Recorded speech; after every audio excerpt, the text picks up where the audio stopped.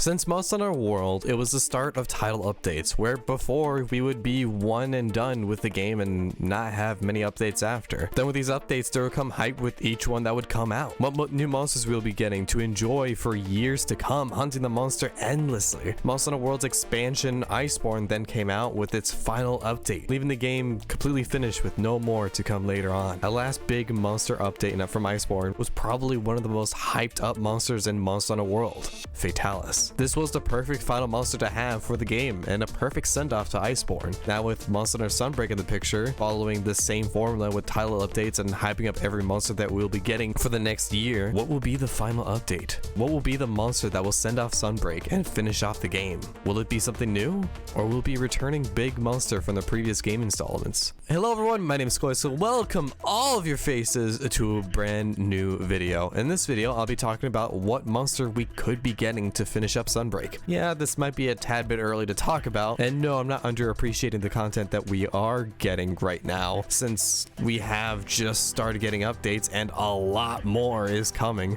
I just want to talk about what we could be getting for Sunbreak as this final send-off monster, and what are the few choices that I think of that I feel would fit perfectly for Sunbreak. Also, if there's a monster that you think would come into Sunbreak for the last update, let me know in the comments below. I would love to talk with you about it. Since we will be naming a few monsters for this video, I thought we can start off with a big one. One of the monsters I feel would be perfect for a final monster fight would be Dalamadur, introduced back in Monster Hunter 4, located at the top of Heaven's Mount at a place called Speartip Crag. This arena on its own is very narrow location with not much space to move around other than going up. This monster would be a perfect addition to Sunbreak, giving you a possibly better experience than in Monster Hunter 4 Ultimate. Instead of walking all around the monster just to cause it some damage, you can now use your wire bug to go at it and attack. Just imagine this monster making its entrance seeming as menacing as it did before, crawling around the arena, slithering to the top of the main pillar, staring you down with its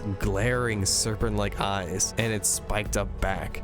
This intimidating monster just needs to come back, with its many ways to attack by sending down fireballs, using its tail that it has out, shooting out beams of light, and lunging at you, attempting to literally eat you.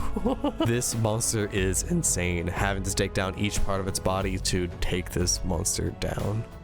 Nakarkos is a monster that was introduced in Monster Hunter Gen as the final monster in low rank and the last high rank monster to fight before unlocking G rank in Monster Hunter Generations Ultimate. It's a two-headed tentacle behemoth that is covered in bones and has more to the fight than meets the eye. The hype that surrounds this monster is well deserved, as it has an incredible design where it reveals itself originally as a two-headed carcass carrying bones with thick blue mucus spewing from its body occasionally, but further into the fight, it reels its head and shows the full octopus sort of feature it has. Its fight takes place in a whole new arena we call Wyvern's End, which is a deep dark cave area littered with bones.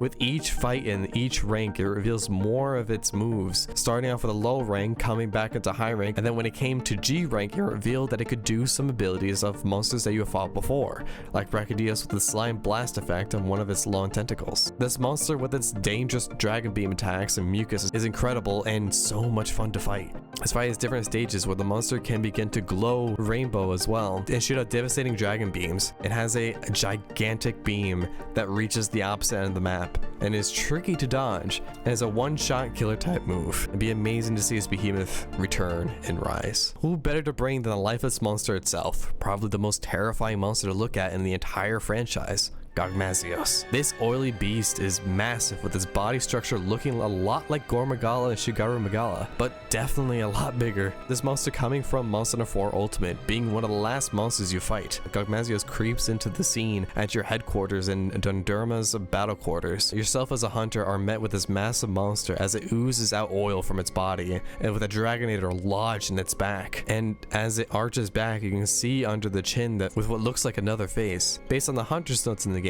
that even with its massive size, it is still capable of flight. As you fight this monster, it shoots a thin beam of light that later explodes moments after impact. Using the entire battle quarters to your advantage, you try to use everything at your disposal, even using a Dragonator to slow it down as it continues to approach you with the oil that's dripping from its body. While this monster has oil dripping off of it, it also shoots it at you. And yes, based off of the Hunter's notes, it does fly. Having this monster come back would be amazing to see how horrific it will be in full HD, pointing out every detail and more that we have not seen.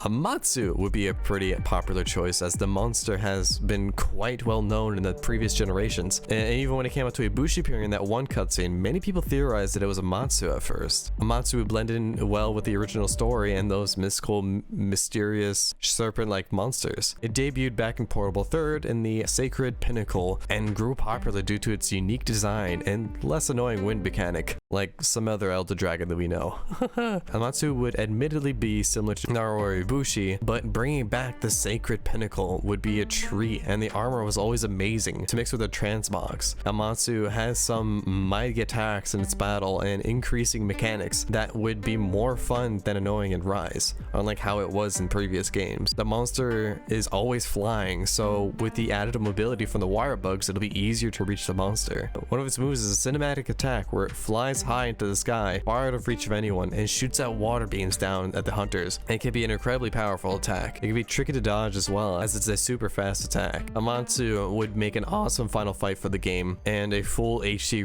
rendition of this beautiful and graceful monster would be amazing. Thank you all so much for watching. Which of these 4 do you think will come back as a Sunbreak? Yes, there are a lot of monsters that would definitely make an impact, as well as the last monster in Sunbreak, but I feel like these 4 would be amazing to see. Also, as much as we love Fatalis, I feel like this monster peaked in Iceborne, and bringing it back again as a final monster I feel would be a bit of a letdown. With that, this was amazing to talk about, and I'm excited to cover more. Also, just want to say a big thank you for offering a lot of the footage for this 4U monsters in this video to Frost Dragonheart. Definitely recommend his channel that he does with his brother. With that, we will see you all in the next video.